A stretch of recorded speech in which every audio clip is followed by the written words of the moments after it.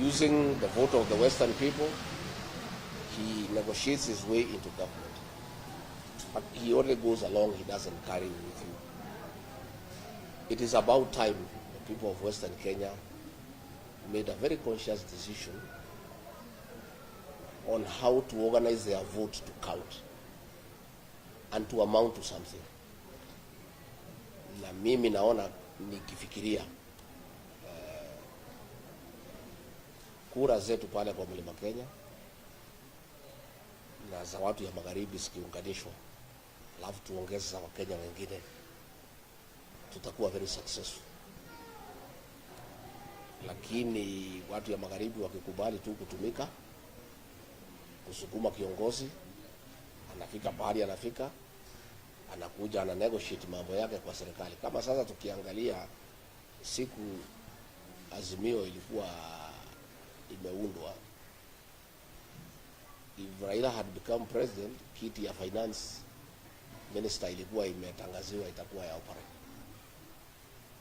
Azimio haikufaulu, Raila amekuja kwa William Ruto, amenegotiate serikali. Hiyo kiti alikuwa ameahidi Oparanya, amepatia John Mbadi. Sasa nyinyi kazi yenu tu ni kusukuma mtu, anafika pale anachunga maneno yake. Mimi ningetaka kuomba kwa heshima jamii ya magharibi mufikirie tena. Kwanza muungane, muongee na sauti moja, na msiogope ati mtaambiwa nyinyi wa kabila. Mimi nimefurushwa pale ati mimi ni mkabila. Hakuna ukabila ulikuwa hapo, ni vile kura ya kwangu ilitaka igawanywe mara mingi isikuwe nothing. Mimi nikakataa, nikasema watu ya Mlima Kenya tuungane, ndio kura yetu ikuwe ya maana, na tusifanywe watumwa ya mtu yeyote. Ndio nikaambiwa hiyo ni ukabila. Mimi nataka kuuliza nyinyi tu kwa heshima, mfikirie vile mtaunganisha hii jamii ya Mlembe na msukume kura yenu. Mkingangana kabisa mnaweza kuwa na 5 million votes. Na hizo kura msichukue tu siku ya kupiga kura mjitokeze, kwa sababu voter turnout hapa haikuagi mzuri sana. It is 65-68%. Mpige 95, 96, 97, 98 up to 99%. Na msiogope, mkuje tuketi na nyinyi na Wakenya wengine, tuunde serikali, tuheshimiane na tuweze kutatua zile shida ziko hapa katika mkoa wa Magharibi. Mimi nimesikia ya kwamba huyu mzee wetu Raila akisukumwa kwenda AU. Nimesikia watu ya Rais William Ruto ya UDA wakisema wale wachache wamebaki kwa UDA kwa sababu wengi wametoka.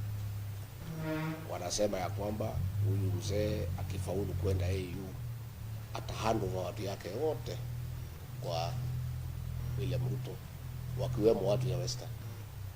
So nyinyi kama mtakuwa watu ya kuwa handed over to somebody else, mtatushangaza sana kama Wakenya wengine, kwa sababu kura zenu they are enough nyinyi kwenda kwa mesa direct bila kupitia kwa mtu yeyote. Itakuwaje nyinyi kila wakati mtapitia kwa Raila Odinga kwenda kwa meza ya Kenya ya kupanga vile Kenya itakaa?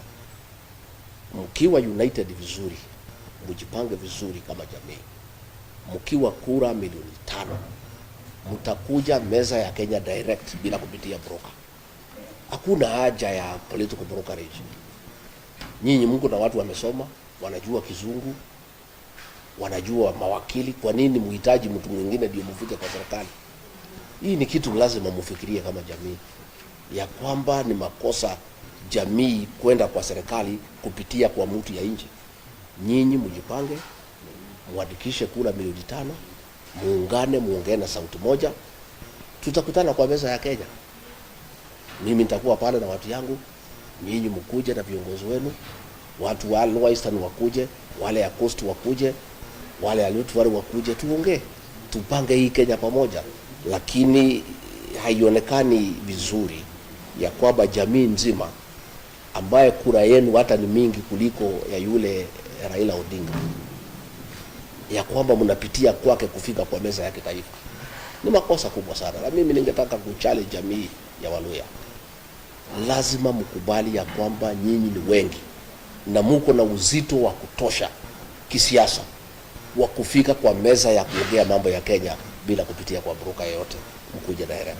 Hiyo ndio ombi langu, Na mimi ningetaka niseme nimeona viongozi, huyu waziri Eugene Wamalwa, huyu Cleo Malala, huyu gavana wa Trans Nzoia anatembea, ni viongozi ambaye nikiwasikiza, nikiona vile wanatamuka, nikiona vile wanaendesha siasa yao, kwa maoni yangu ni viongozi mnaweza tegemea kuunganisha jamii ya Waluya na kuja kwa meza ya kitaifa kuongea mambo yenu na kupanga mambo yenu bila kupitia kwa broker.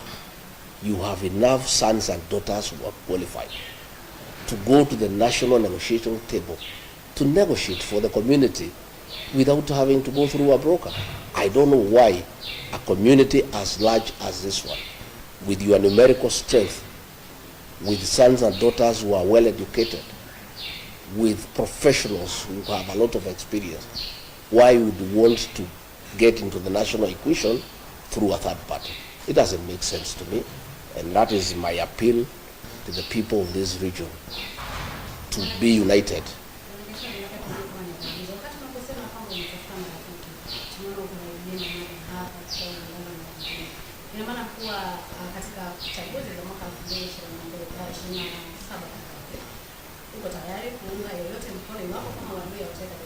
Si ndio?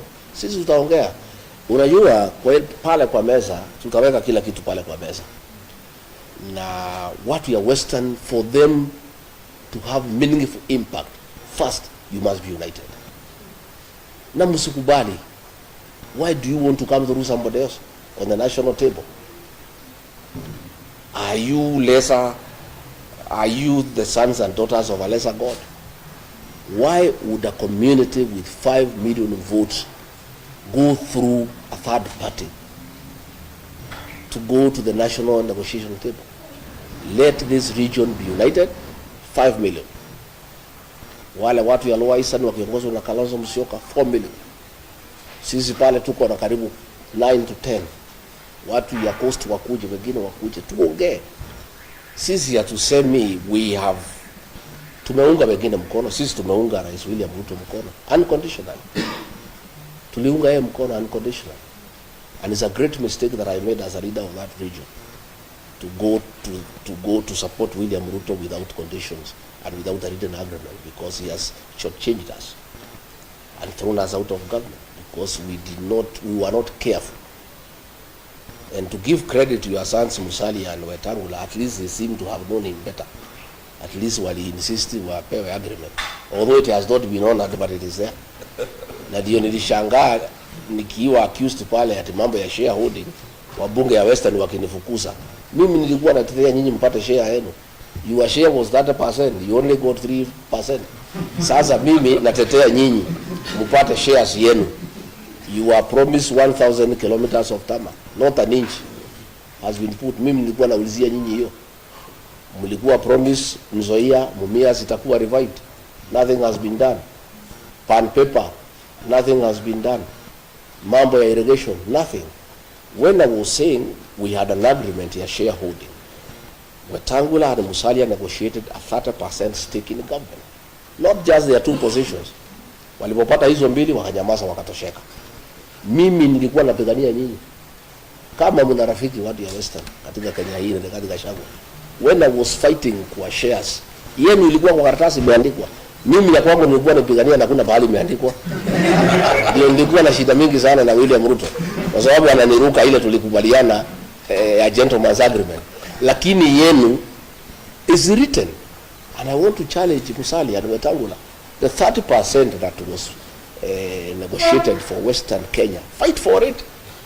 Don't be cowards. It is there, it is written. So kama mna rafiki mnaweza tegemea kwa hii Kenya ndio Gachagua. I meant well for this region. Sasa wabunge wenu wakaambiwa ati mimi ni mkabila nauliza shares. Na ile shares nauliza ni yenu. Ile mimi nauliza yangu is not written anywhere. Rais anaweza ruka ama asiruke, lakini yenu haiwezi rukwa.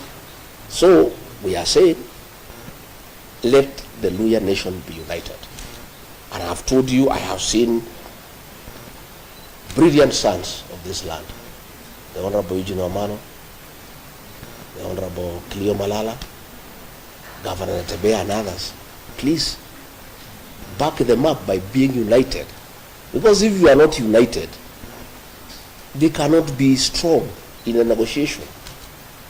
But if they come fragmented, you can't make the impact. And that is why, for the longest, kura yenu yote imekuwa kwa mtu mwingine ndio ana negotiate naye.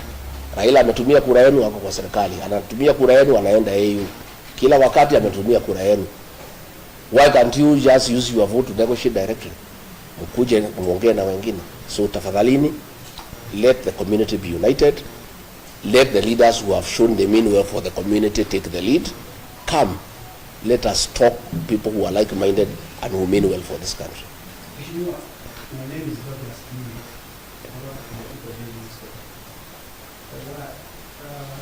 We are happy that we are here. We are negotiating. We are talking to our leaders. My question is, we have talked about one issue, that the issue of shareholding, that the people of the mountain should change. But we have recently seen at the head of the state, President Ruto appointing some names from the mountain. Does it mean that those names are not representing the people of the mountain? No. You miss the point. The people of the mountain, the people of Western, the people of Kenya do not need the positions. They are meaningless. What they need is tangible development. The people of the mountain had negotiated all the projects ambaye ilianzishwa na Rais Uhuru Kenyatta, hii serikali imaliza imekataa. We have negotiated a good business environment. The government has turned against the people, demolishing their houses, evicting them without notice. Those are the issues. Hao wamepatiwa kazi, hizo ni zao na familia zao. They are meaningless. You know, hata nyinyi, I don't think what you need are positions. What you need is 1,000 kilometers ambaye rais aliahidi atafanyia watu ya Western. Is the revival of Nzoia Sugar Factory, the revival of Mumias, issues of irrigation. How do we make sure the fertile soils of Western become meaningful to the people of this region? Because muko na rutuba nzuri sana, lakini we need roads. Tunataka barabara za rami, tunataka stima iunganishwe, tunataka madarasa ijengwe. Those are the real issues.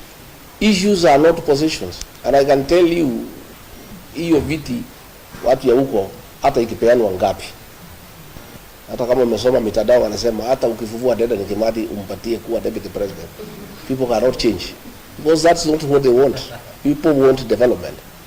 Na nyinyi you have already an agreement. Muulize viongozi wenu hii agreement, na nilitoa pale bunge, ukitaka copy nitampatia. Muulize viongozi wenu hii agreement ya Western, can it be honored? Sasa mnaambiwa the agreement has not been honored. Ati sasa Raila Odinga atahand nyinyi over kwa William Ruto.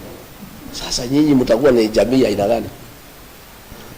Kwani nyinyi ni ile rire ile ya kusunguka ile ya kubeana kijiti? Sasa mmekuwa pale, Raila amesaidika, ameenda AU, amesema nyinyi mmenisukuma nimeenda AU, asanteni. Sasa kuanzia leo mimi siko, vile mlikuwa mnanifuata mfuate huyu William Ruto. Nyinyi mtakuwa ni jamii ya aina gani? The second question,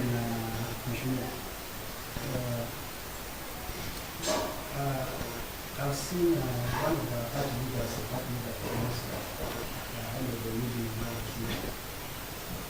and you say that you are here for Christmas and for the short collaboration. And we say that you are not in your mind. One of the key leaders you are going to include for 2027. Eugene Wamalwa is a great leader. But the greatness of a leader will be defined by the unity of purpose of where he comes from. It is you to make him a great leader and propel him to great heights of leadership by being united. There is no way Eugene Wamalwa can be a great leader if you are still following Raila Odinga to show you political direction. Mtakuwa ni kazi gani mnafanya? You know, you have your own leaders who are qualified by any definition. He's been a cabinet minister for a very long time. He's seasoned. He's a great lawyer. But why would you want to follow another leader from another region to show you on your way to government? Why can't you go to the government directly? So what we are saying, we'll engage Eugene Wamalwa and others. But his relevance in the national political discourse will be informed by the unity of purpose of the Luhya nation and by numbers. So lazima kwanza mkubali, you unite under your leaders from here. Hamwezi kwenda kukodisha viongozi na mko na viongozi hapa. Itakuwa hiyo ni hesabu gani mnapiga?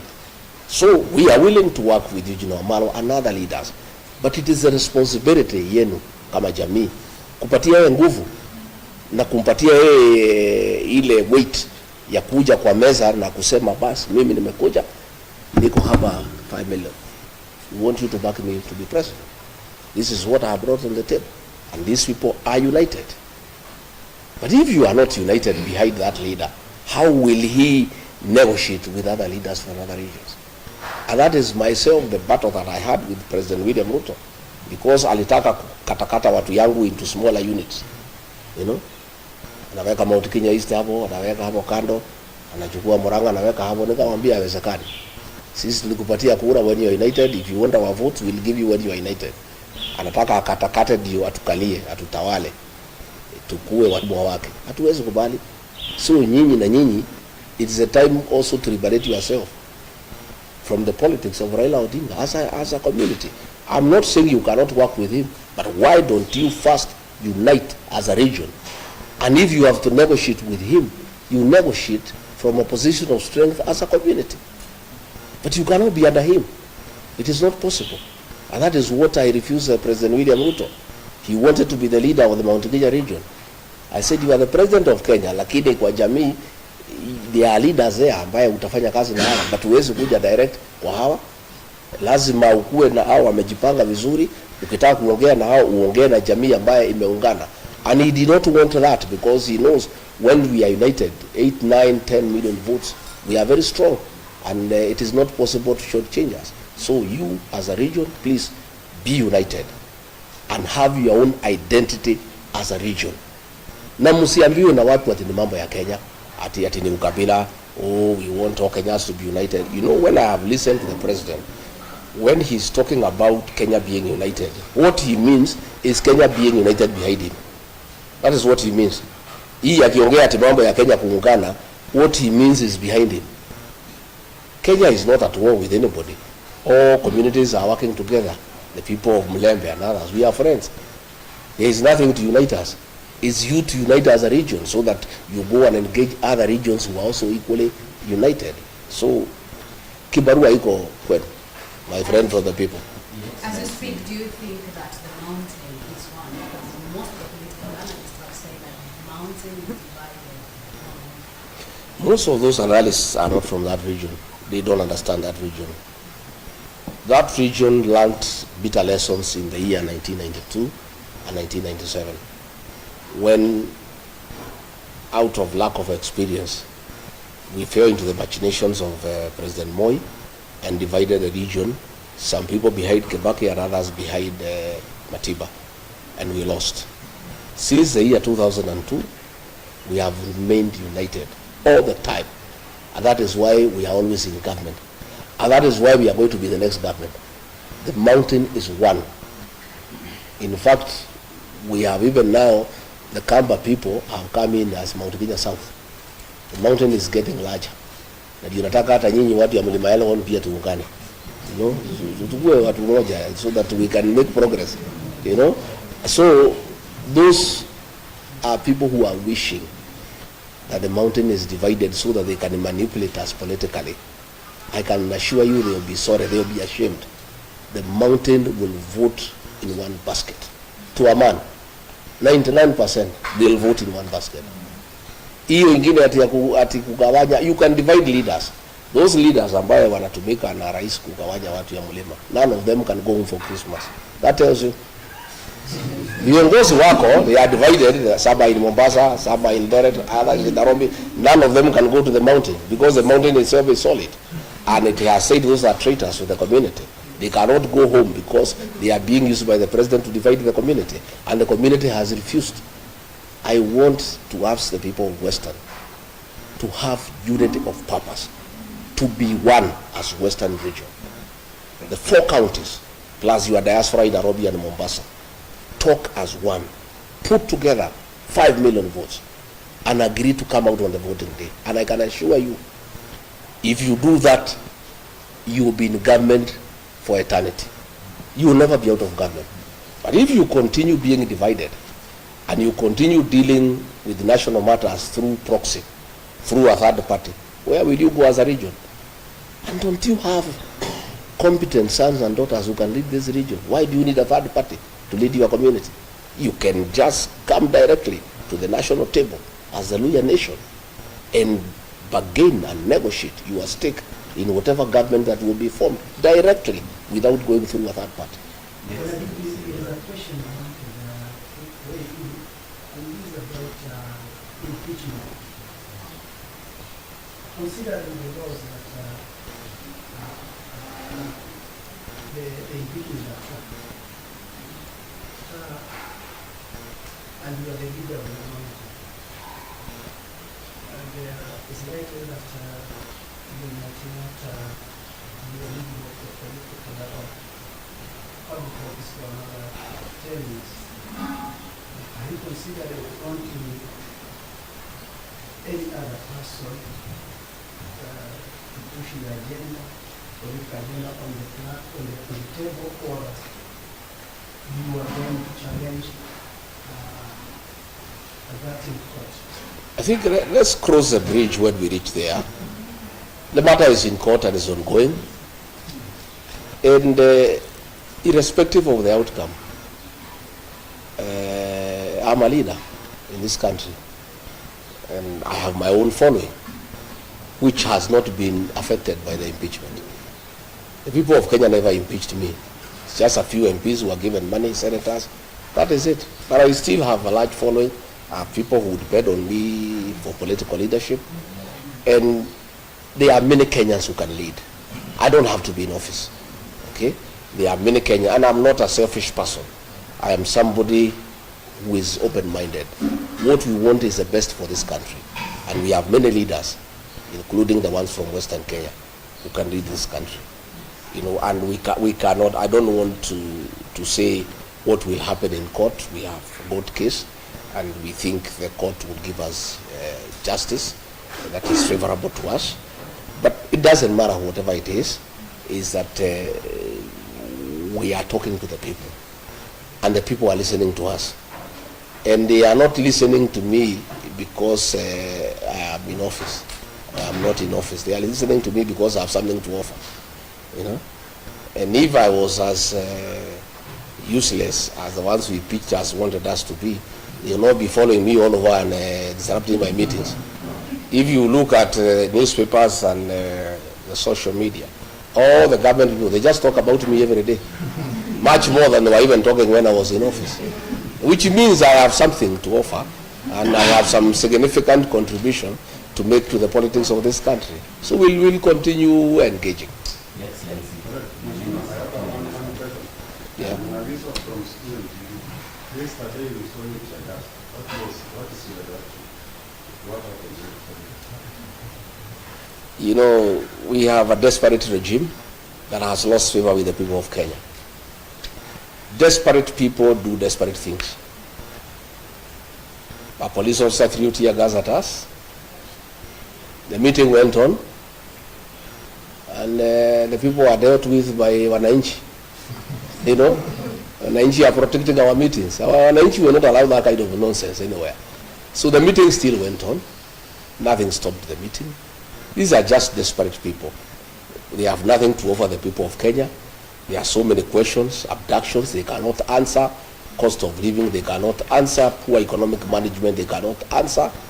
They are left to desperate acts of trying to stop our meetings.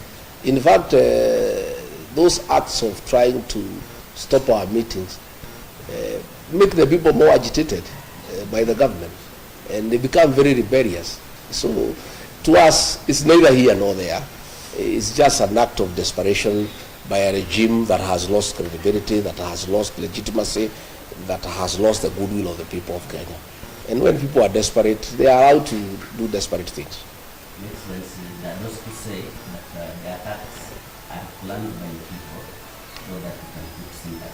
Do you want to believe that kind of thing? Do you want to believe anything this government is saying? They say there are no abductions.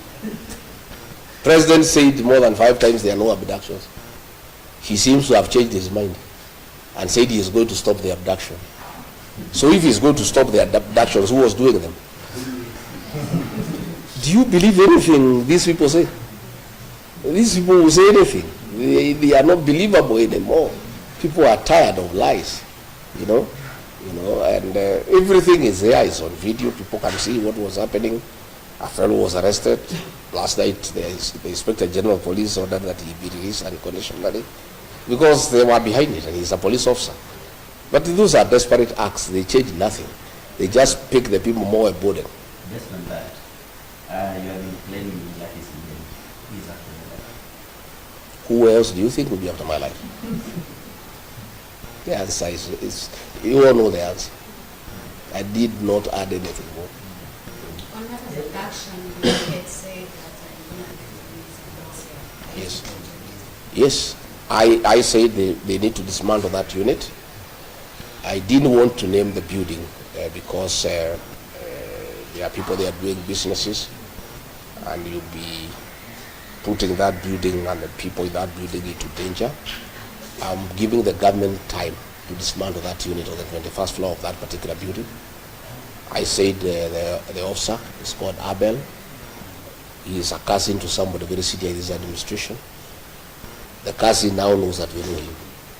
So I have a feeling, I'm not sure, that the decision by the president to admit that the abductions and he'll stop them are quite informed by what I said, because we are getting nearer to the truth.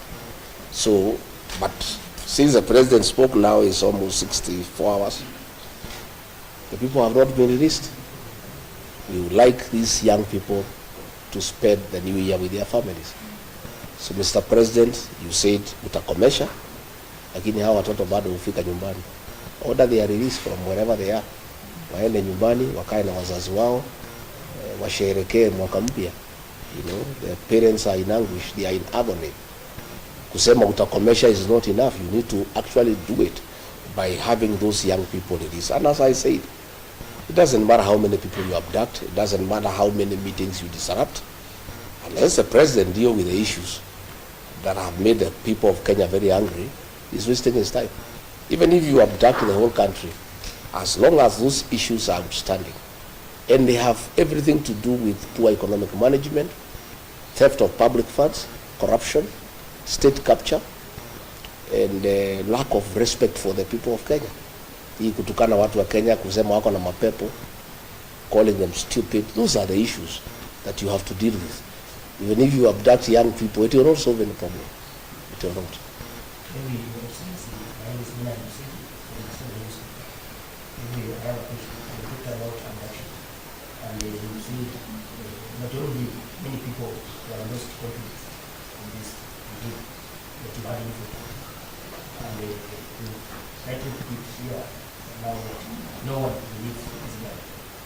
Today the president saying tell the parents I'm going to stop abductions, but take responsibility for the children. Do you believe going to stop? So the president is speaking from both sides of the mouth.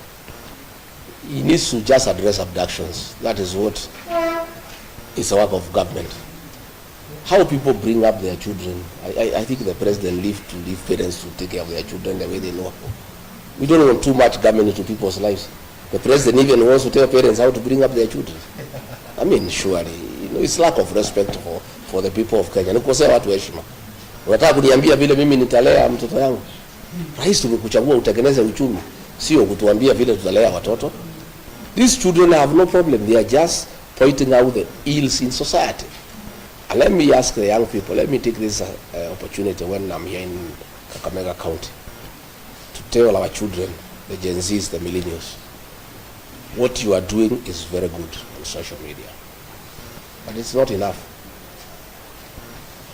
These young people, because they have shown patriotism and commitment to liberate our country through the power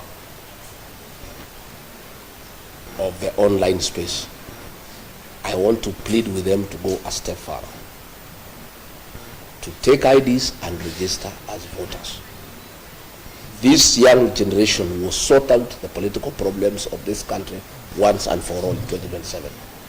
I want to appeal to them wherever they are, that they are doing a good job.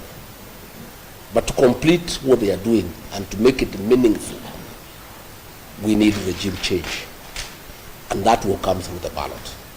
Much as they are doing a very good job on social media, on the X space, much as they are doing very good on TikTok, that is only a certain percentage. But the real job to liberate this country and bring good governance will take place in August 2027. And the young people, who are the majority, have a huge responsibility to sort out this country for us and for themselves, because they are the future of this country. They must register as voters, they must take IDs, and they must leave their homes by 3 a.m. on election day and queue and sort out this country once and for all. That is my New Year message to our young people. That is my plea to them, that we are very happy with what they are doing. They are very courageous, they are very patriotic, but that is not enough. They must go a step further. They must register as voters, and they must come out and join the rest of Kenyans to put a good government into office in 2027.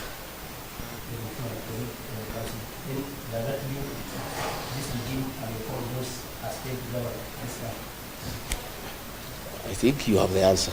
If you listen to the people of Kenya, it's an answer I don't need to tell you. You can hear what everybody is saying. Everybody is disappointed that all the promises that were given have turned out to be lies. And bad as it is to lie on those promises, we continue lying to the people more and more.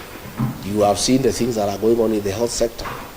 You have seen the housing program. That housing program has nothing to do with houses for the people of Kenya. It's about business.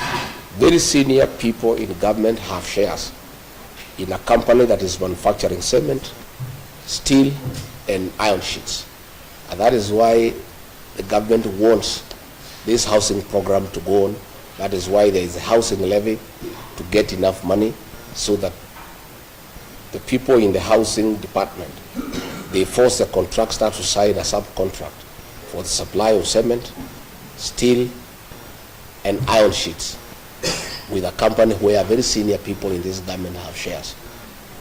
That is why if you look at clinker was being imported and cement was retailing at 600 shillings. Because of conflict of interest, senior officials in this administration have shares in a company that is manufacturing clinker. And therefore, they stopped the importation of clinker and said clinker will be manufactured here locally. As a result, the price of cement shot from 600 to 900. That 300 shillings, people in government are having a part of it. So you find decisions are being made, not in the national interest, not in the interest of the country, but because of business interests by people in government. And that is where the housing program is being forced down the throats of Kenya. People are saying we don't want, we can put our own houses. The work of government is not to build houses, it's to give services, water, electricity, sewage, roads, security, good business environment. The work of putting up houses is for the private sector. But because of vested interest in the building sector, where people have acquired shares in companies that sell cement, steel, and mabati, the government forces the people of Kenya to give money for that program to continue so that they can continue enriching themselves by doing business in those items that are being used in the housing program. No, I wish to know whether it disturbs you when former president, the current president, when comes, and as a result, the allies of the former president, are being devoted to that. Does it disturb you? Why would I? Yeah. Why would it disturb me? Since those people came into government, has the prices of unga gone down? Have abductions stopped? Nothing. I'm not disturbed. I'm not even bothered. It's not even. It's a non-issue as far as I'm concerned. And change of ministers in this government is musical chairs.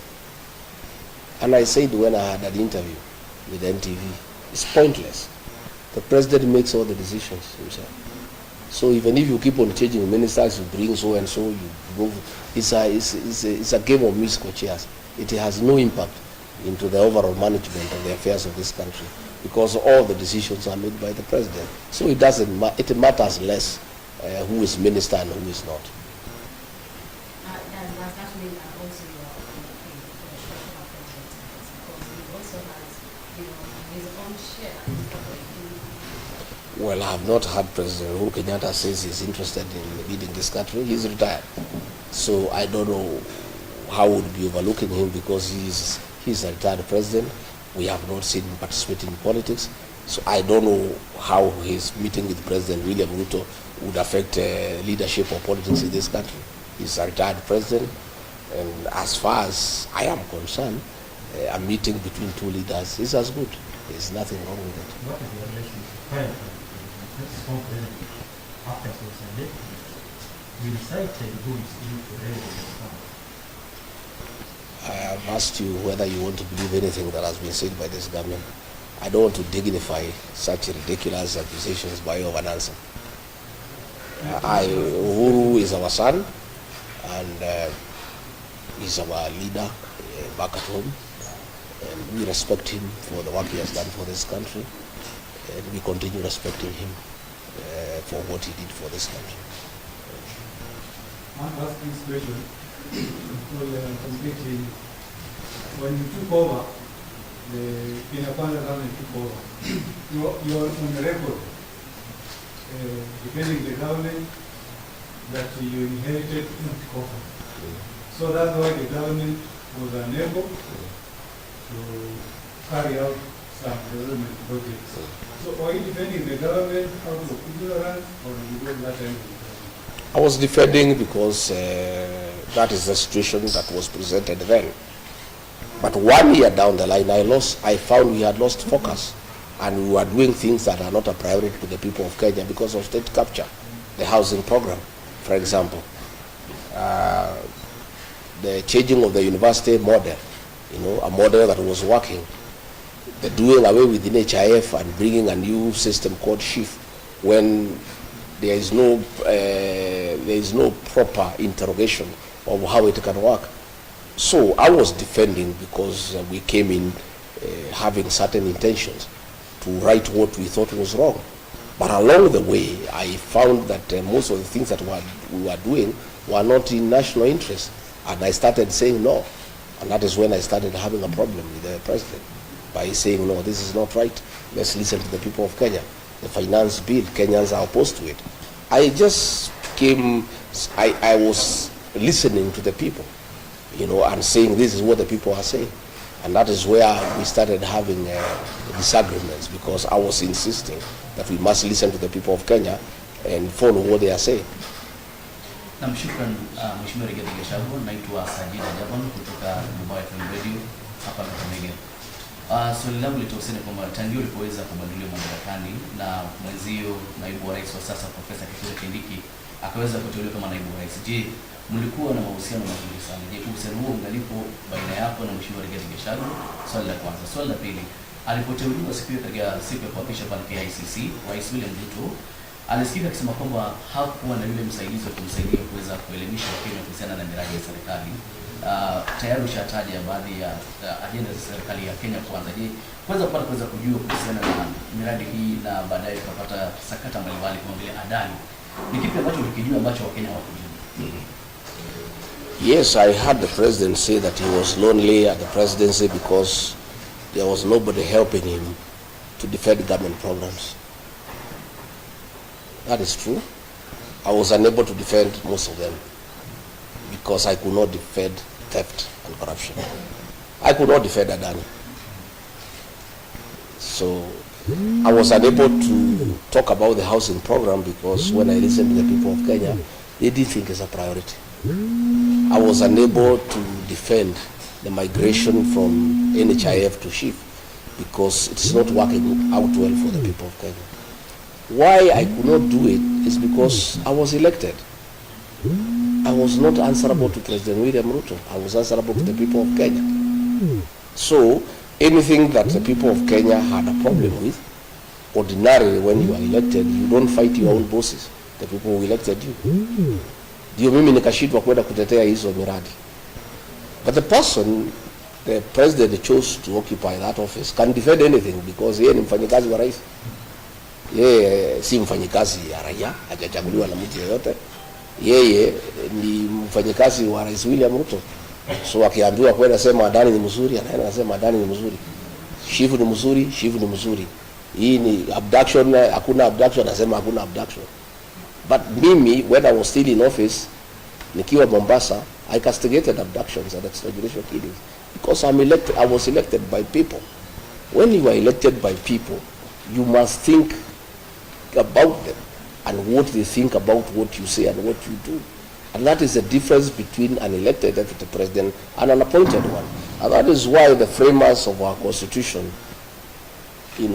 made it possible for a deputy president to be elected so that he can be talking for the people and can tell the president, no, this is wrong. But the situation we are having now, there is no difference between the president and the deputy. They are one and the same. So that was the situation. And I really asked the president to forgive me. I couldn't. I was elected, so I couldn't defend corruption. I couldn't defend things that are against the people of Kenya. There was no way I could do it. But it is not because I'm a bad person, but it's because I was elected. And once you are elected, you must respect the people who have given you the job. Mwisho kabisa, kuna hili swala ambalo wanasema kwamba kuna baadhi ya viongozi wanasema kwamba ni wakati sasa uweze kuketi chini na kunyamaza ili kuweza kuzuia baadhi ya mashambulizi ambayo yanatokea kwa sasa. Na kauli ya mwisho pia nitakuuliza kuhusiana na kuna mpango wa serikali kuweza kuleta ile vaccination ya mifugo mwaka ujao. Kauli yako. Wale wanasema ni nyamaza si wafuasi wangu, ni watu ya serikali. Watu ya serikali wanitakie vema. So ukisikia kukuambia unyamaze, ujue unafanya ile kitu nzuri, unaendelea. Because if they meant well for me, they would not have removed me from office. Why are they bothered? If I keep quiet, I am better off. Then why should they wish me well? Yeah, I cannot keep quiet because there are many issues to talk about. We cannot keep quiet when the people of Kenya are suffering, when our children are being abducted, when people are being overtaxed. We must speak because we are leaders. And I was not just speaking because I was in office, because I'm a leader in this country. I was elected by the people. I must speak for them. Mambo ya vaccination tunauliza serikali ni sawa, lakini huwezi lazimisha chanjo kwa nguvu. Chukua muda uende ueleze wafugaji faida ya hiyo chanjo, na wakikubali chanjo itaendelea. Wakikataa, ukubali wamekataa kwa sababu ng'ombe ni yake, na huwezi lazimisha mtu kuhusu mambo ya ng'ombe yake. Ng'ombe ni yake, yeye ndiye mwenye kununua, yeye ndiye mwenye kulisha. The cow is this. You cannot do things by force. If you find people are saying no, don't insist. Listen to them. If they say they want the vaccination, go ahead. If they say they don't want, stop it. Kenya is a democracy, and that is why we have a constitution, and it allows people freedom of choice to decide what you want. And you cannot interfere with people's private lives. The cow is mine. I bought it. I'm the one who feeds it. I do what I want with my cow. The government cannot force me to vaccinate my cow if I am not interested, or if you are not convinced me that is the right thing to do. Ile kitu iko inasumbua Kenya hii ni kiburi. Ni kulazimisha watu. Nataka kulazimisha watu kila kitu kwa nguvu. Hiyo ni mambo ambayo haiwezekani, imepitwa na wakati. Roho yako na Rais William Ruto kwa nini wengi sana tulikuwa tukiendelea mchana. Na baadaye kidogo wengi wakawa wanasema kwamba kile kitu ambacho kilifanya ukaondolewa madarakani ni densi maandamano na densi. Wengi wanasema kwamba you have been behind it, you have been funding densi, protest is it true? Sifikiri hiyo ni sababu ya ukweli. It's not true. I defended Gen Z when the president called them criminals because I don't think they are criminals. I think they are our sons and daughters, and I think they are legitimate concerns. The fact that I defended them does not mean that I sponsored them or funded them, or I'm their leader. And by the way, I wouldn't mind being their leader. Politically, if the Gen Z are behind you, you are very strong politically. It's the wish of any leader in this country for Gen Zs to be behind you. So it's a good wish for me. If the Gen Z can agree to be behind me, I'll be a very happy person. They did not remove me because of that. They refused me because I refuse to support corruption. I refuse to support economic mismanagement of this country. I refuse the president to divide my region, the Mount Kenya region, for political expediency. I said he cannot divide them. Those are the issues. And I refuse to be a yes man, say yes to everything. Those are the issues. Anything to do with the Gen Z or the shareholding or his tribal, that is just talk. But the real thing is that I would not be party to some of the things that the government was doing. The last question, please. We've seen you proceeding for political leadership. Is there anything in the offering? Are you going to form another political coalition? I think if you listen to me speak, I said, we are all working towards liberating this country, but every leader has a responsibility to put his people together. I am putting my people together. Eugene and others are putting their people together. Everybody, once that has been done, we'll be having a conversation in the new year.